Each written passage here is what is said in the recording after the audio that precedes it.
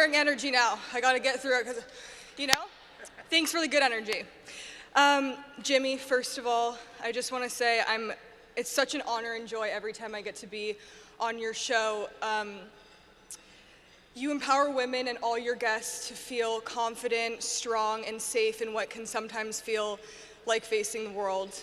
You and your team are kind, genuine, hilarious, and giving someone a platform where they know they can come express themselves and not be taken advantage of in an interview is so appreciated. I consider you a national treasure, and Winnie and Francis are so lucky to have parents like you and Nancy. I know they will grow up to be intelligent, kind, powerful women. Thank you so much for being here. I'm honored to call you my friend. To Variety, I'm so humbled, beyond humbled. I think that many women on many days feel undeserving, and I thank you for empowering women to feel deserving of recognition and for giving us a chance to speak about causes that we're passionate about.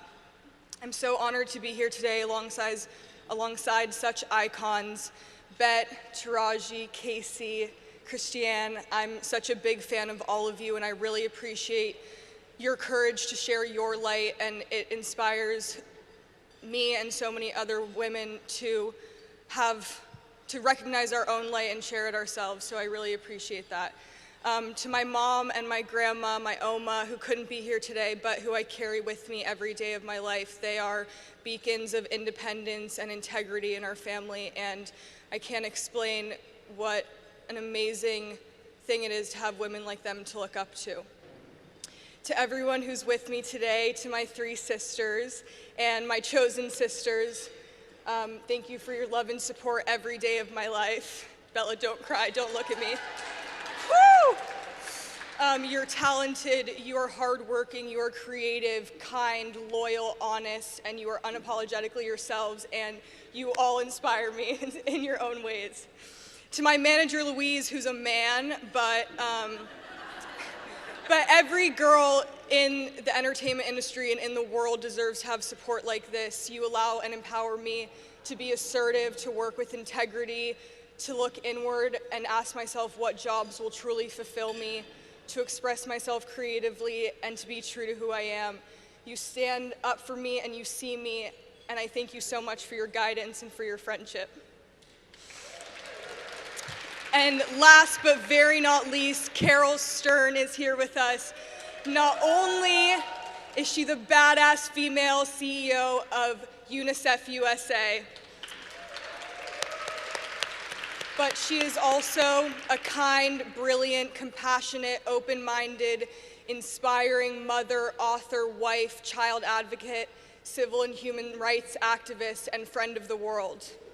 It is an honor to have you here with us and to know you. I grew up trick-or-treating for UNICEF with the little blue boxes, like many of us are your kids, and yeah, and Jimmy, which I highly recommend. And so at an early age, I realized the impact of this organization, and when I asked for a meeting at the UNICEF offices in New York, I was given the opportunity to meet Carol. It came at a time in my life where I was on the more introverted side of what I call my ebb and flow of openness towards social media, which I think a lot of us feel at times. And without really being conscious of it, I was searching for the meaning of sharing, the purpose. And I asked Carol to send me on the next trip, wherever that was. And I wanted to go wherever awareness was needed, wherever I could help get eyes and hearts back with people in need. A couple months later, we were making our way to the Rohingya refugee camps in Cox's Bazar, Bangladesh, population over 1 million people. To give you a mental picture, the Rohingya people have been disowned by Myanmar. They do not have citizenship anywhere. Starting a year prior to our visit, the Rohingya people began to escape the violence and religious persecution and walk for weeks through mud and water in the scorching heat to cross the border from Myanmar to Bangladesh. They tried to walk with family and neighbors in hopes that they could move and then resettle together or close to each other Obviously, they had no way of picturing or knowing what they were going towards. And many experienced separation and death along the way, and some stories were unimaginable. Once they found the UNICEF checkpoints in Bangladesh, they were given food, water, and vaccinations to help prevent the spreading of disease in the camps. When we arrived, August of 2018, the most shocking part for me was the vastness.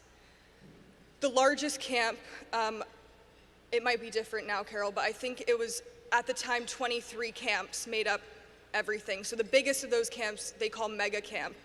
Mega camp was the same size and population as Washington, D.C. When you stood in the middle, imagine wood and tarp housing shelters, because UNICEF and supporting organizations aren't allowed to build permanent anything.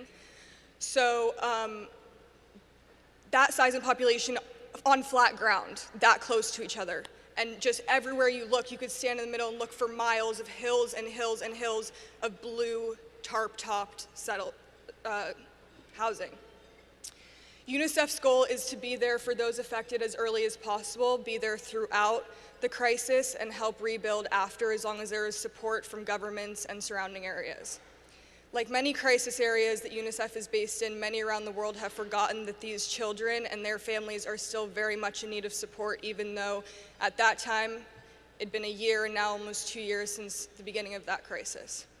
We spent a few days in various camps. Each day we would experience multiple programs and learn about how and what they do on the ground on a daily basis. This trip opened my eyes to the complexities of the strategizing and problem solving every group within the team faces. Speaking of women today, Carol has so many amazing women working at UNICEF and with the UNICEF USA team, and I saw women build bridges between cultural differences and stand strong in their power and in their positions to help these communities rebuild. I saw little girls and boys' portfolios of drawings in the UNICEF child-friendly spaces, their earliest at the camp. So the drawings they first made when they got to these child spaces were of helicopters, bombs, men with guns on their soccer fields, bullets, blood, violence, and their more recent ones to our trip were of trees and flowers. This is a piece of art I was given by a boy named Shafi, and I keep it in my apartment. I look at it all the time. But it was amazing to see that transformation and even their art. I played soccer with the boys outside, and afterward one of the UNICEF team members told me I was probably the first girl they'd ever played a sport with. So, you know, I represented well. But I saw UNICEF information centers provide someone to talk with, someone to listen, counseling, or a safe place away from abuse. They could come for information about anything from hygiene to the nearest medical or learning centers. There were nutrition centers giving children born into this crisis and their mothers a second chance. I heard women tell unrepeatable stories about their journey and fight to get themselves, their kids, families, and neighbors to refuge. In UNICEF-supported women-safe areas, women and girls have somewhere to come together, share experiences and advice, and learn trades. What stuck with me the most on that particular visit was that even with their lives in limbo, these women and girls had such desire to do more, to be more, and to get educated to better their lives.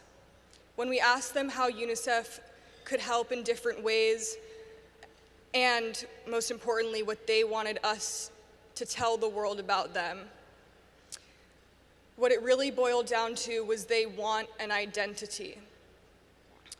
Although UNICEF does undescribable amounts to support so many millions of children and women around the world, and although there were definitely moments of joy, of sitting, laughing, playing games, and having a human connection with the refugees, I couldn't help but continue to think about those women and what they said. At the end of the trip, I went home, and they were still there. And yes, we can donate, yes, we can help them, and every donation really genuinely does save lives and help people. I saw it, but that's not what they wanted us to tell the world.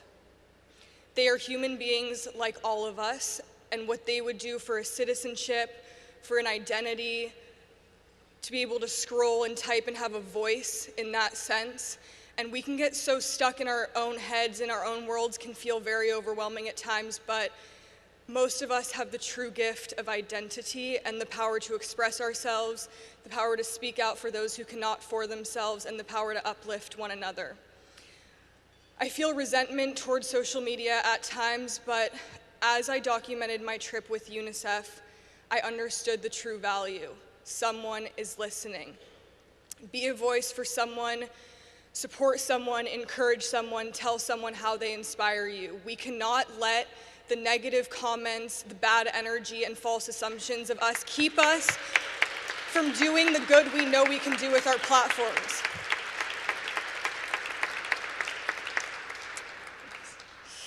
We have to find these meaningful moments in life, and I'm so grateful to UNICEF for their work and for giving me the opportunity to see and share the way they uplift so many women and children around the world, and give us a chance to listen to them and to hear them and hear what they want to say, because we can learn so much from them. Thank you.